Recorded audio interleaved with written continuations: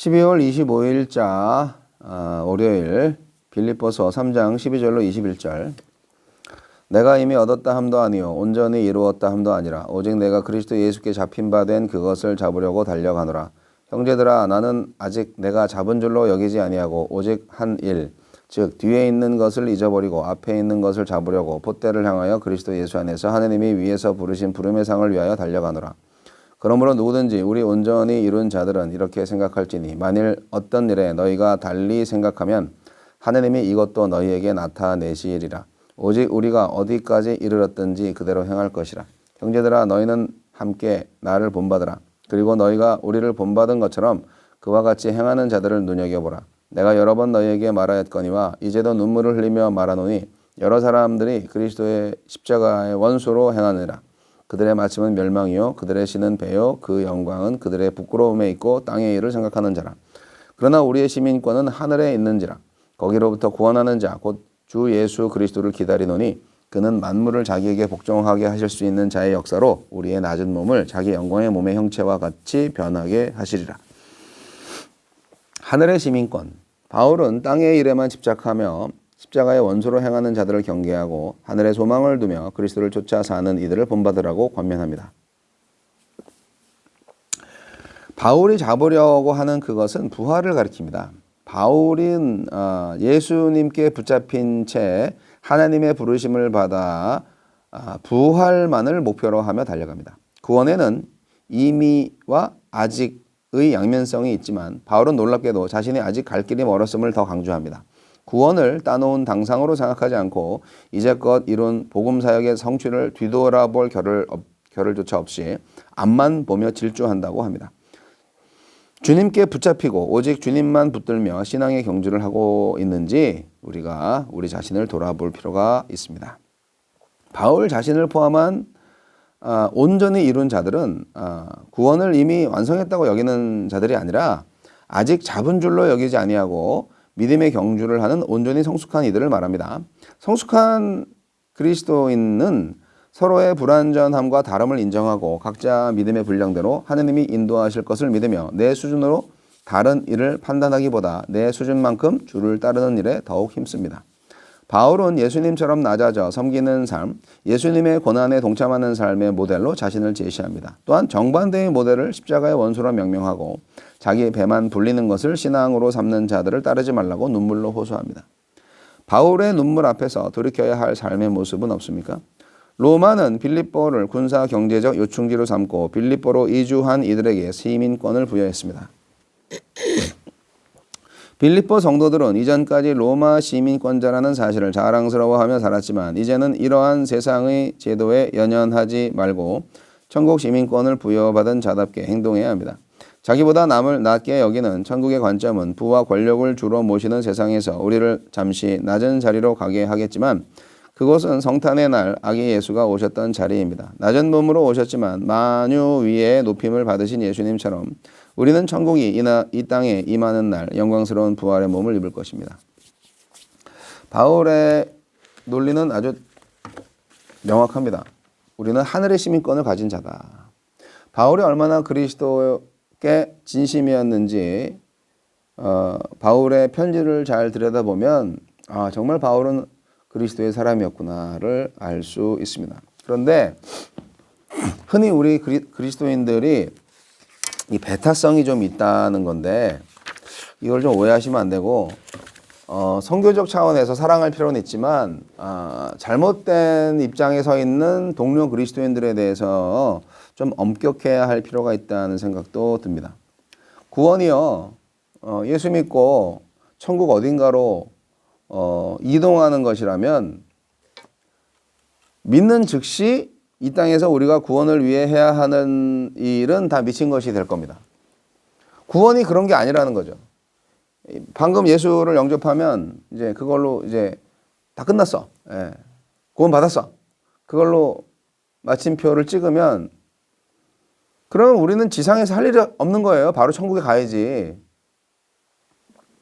뭐 상급을 위해서 한다. 제가 초, 중, 고, 대 학생 때 그렇게 장로교회에서 배웠습니다. 모든 사람들, 구원받을 사람들을 하나님이 다 예정하셨다. 그러면 전도를 왜 하냐? 예, 상급을 위해서다. 전도 많이 한 사람 하나님께 상 주려고. 그렇게 배웠는데요. 그렇게 단순한 게 아닌 것 같아요. 더 살아보니까. 우리가 구원을 받아야 하는 일은 맞는데 구원을 위해서 해야 할 일이 또 있다는 거죠. 우리는 그리스도인이 되어야 합니다. 우리는 하늘의 시민권자로서 살아야 합니다. 그게 이제 구원 받았다 하고 하는 게 시작점이에요, 시작점. 구원이 시작된 거예요. 예수 믿는 일이요, 시작이 있고요, 현재가 있고요, 미래가 있어요. 바울 사도의 고백을 보면 그게 맞습니다. 바울은 결승점이 있는 경주처럼 또 항우를 지어서 행군하는 군인처럼 믿음의 경주와 행렬을 해서 각자 어디에 이르렀든지 거기에서 머뭇거리거나 뒷걸음치지 말고 계속 전진하라고 권면하고 있는 것입니다. 타인과 비교하지 말고 어제의 나와 경쟁하면서 주님을 따라서 더 온전히 십자가의 삶에 참여하기 위해서 끊임없이 자기를 부정하며 살으라는 거죠. 그게 뭐냐? 더 사랑하는 일이고 더 낮아지고 더 비워지고 베풀고 자신을 부인하는 여정이죠. 바울은 그렇게 살았어요. 그렇게 살아야 내 안에 그리스도께서 온전히 좌정하시고 다른 지체들을 진정으로 사랑할 수 있기 때문입니다. 근데 그렇지 않고 육체의 할례를 무기 삼아서 이제 구원은 다 끝났다고 하는 사람들이 있죠. 자기를 부인하고 그리스도가 내 안에 왕으로 통치하도록 내어드리는 것이 십자가인데 십자가의 원수들이 있었던 거예요. 바울 시대의 사람들도. 십자가의 원수가 누굽니까? 이기적이고 탐욕적이고 세상적인 삶을 살고 있는 사람들입니다. 근데 그런 사람들이 교회 안에 있었던 거죠. 빌립보 공동체에 침투한 그 십자가의 원수들 때문에 바울은 여러 번 아주 뜨거운 눈물을 흘렸습니다. 간곡하게 호소합니다. 눈물을 흘리면서 여러 번. 그들은 그리스도가 아닌 자기 배를 채우는 거에 집중하는 거죠. 네. 수치를 영광으로 여기고 하늘이 아닌 땅에 속하는 것에 집착하고 있는 사람들이에요. 그리스도의 원수들. 결국 그들은 어떻게 되냐? 영원한 멸망으로 치닫는 사람들이다. 그러니까 그리스도인으로 보이지만 그들은 결국 지옥 가는 사람들이네요. 바울의 이야기입니다. 자기 의에 취한 사람들이죠. 오만하고 허영에 가득한 사람들이죠.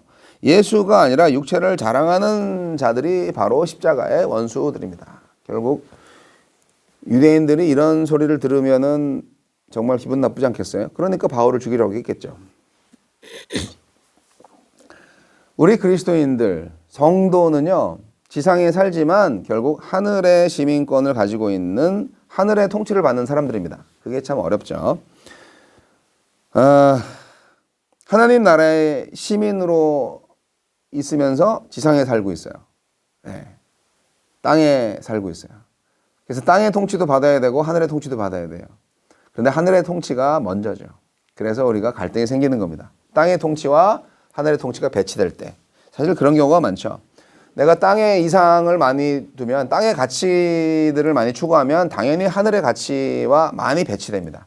그러나 땅에 살면서도 하늘의 가치를 추구한다면 배치되는 부분이 좀 적어지겠죠. 바울은 말합니다. 빌립보 성도들이 이제는 하늘나라 시민으로서 자긍심을 갖고 이 나라의 가치관에 어울리게 살아야 한다. 하늘나라의 가치관에 어울리게 살아야 된다. 그렇게 권면하고 있습니다. 땅의 것들은 지금 막 화려하게 막 보이고 아주 훌륭하게 보인다 할지라도 결국 다 사라질 거다. 그런 거를 자랑하지 말고 자랑할 것은 오직 부활하신 예수님. 우리의 낮은 몸을 영광스러운 몸으로 변화시키고 하나님의 얼굴과 같이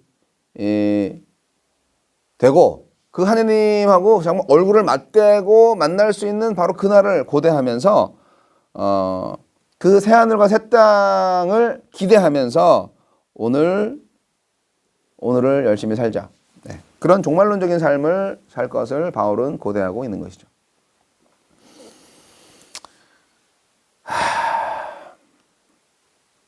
여러분 정말 부활의 날을 소망하고 있습니까? 오늘 또 그리스도의 고난에 참여하고 있습니까? 메리 크리스마스.